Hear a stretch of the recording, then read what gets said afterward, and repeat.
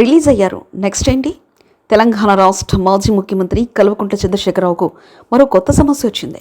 తన కూతురు కల్వకుంట్ల కవిత తాజాగా బెయిల్ పైన జైలు నుంచి రిలీజ్ కావడంతో కేసీఆర్కు ఈ సమస్య వచ్చినట్లు తెలుస్తుంది.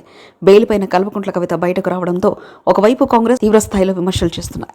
కల్వకుంట్ల కవితకు బెయిల్ రావడం వెనుక బీజేపీ హస్తముందని బాంబు పేల్చారు కాంగ్రెస్ పార్టీ నేతలు. భారతీయ జనతా పార్టీ మరియు గులాబీ పార్టీలు రెండు విలీనం కాబోతున్నాయని, అందుకే కల్వకుంట్ల కవితకు బెయిల్ వచ్చిందని కాంగ్రెస్ తెలంగాణ నేతలు చెప్తున్నారు. కవితకు బెయిల్ రావడంతో బీజేపీ పార్టీలో గులాబీ పార్టీ విలీన ప్రక్రియ మొదలైందని కూడా మహేష్ గౌడ్ లాంటి నేతలు స్పష్టం చేశారు.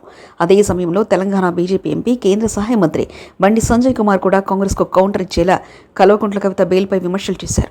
కల్వకుంట్ల కవిత బెయిల్ కోసం కాంగ్రెస్ నేతలు పనిచేశారని కూడా ఆయన బాంబు పేల్చారు. కాంగ్రెస్ పార్టీకి చెందిన లాయర్ వాదించడం వల్లే కవితకు బెయిల్ వచ్చిందని కూడా స్పష్టం చేశారు బండి సంజయ్ కుమార్. త్వరలోనే గులాబీ పార్టీ కాంగ్రెస్ పార్టీలో విలీనం కాబోతుందని కూడా ఆయన వ్యాఖ్యానించారు. దీంతో కల్వకుంట్ల కవిత బయటకు వచ్చిన సంతోషం కలవకుండా చంద్రశేఖర్కు లేకుండా పోయిందని సోషల్ మీడియాలో చర్చ జరుగుతుంది. వాస్తవానికి ఏ పార్టీలకు సంబంధం లేకుండా కల్వకుంట్ల కవితకు బెయిల్ వచ్చిందన్న సంగతి తెలిసిందే. కవితకు బెయిల్ ఇచ్చింది ఏ పార్టీయో కాదు, సుప్రీంకోర్టు బెయిల్ ఇవ్వడం జరిగింది. అలాంటి అంశంపైన బీజేపీ అలాగే కాంగ్రెస్ నేతలు విభిన్నంగా మాట్లాడుతున్నారని, సుప్రీంకోర్టును అవమానించేలా వ్యవహరిస్తున్నారు.